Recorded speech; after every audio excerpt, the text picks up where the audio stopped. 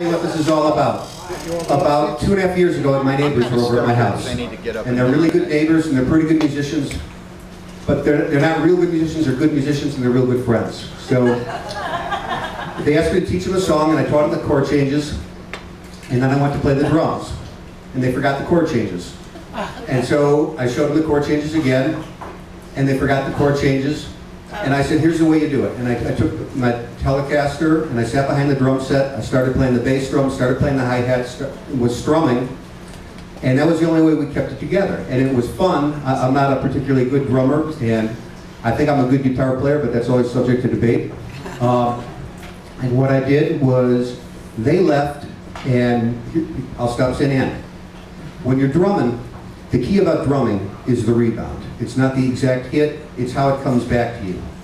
If you take a drumstick, hit it on a guitar at this angle, there's no rebound at all.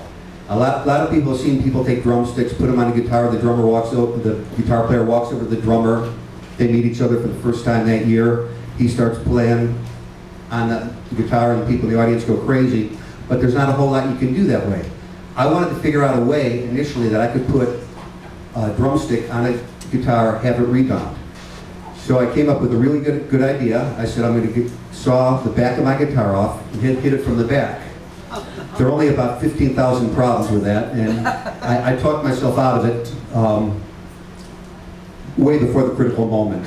But then I diagrammed it, and if anybody's ever played Pictionary, you'll understand why you don't want me for a partner, because I can't draw anything. But my friend came over, he said, I can build that.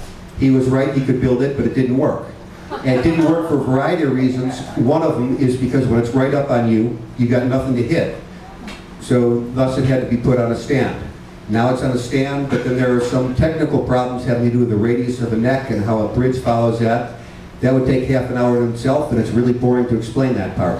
But what I'd like to do is bring a friend of mine, Doug James, and I don't know if you know Doug, you should, because Doug has been on this boat with a room full of blues. He anchored that horn section for years.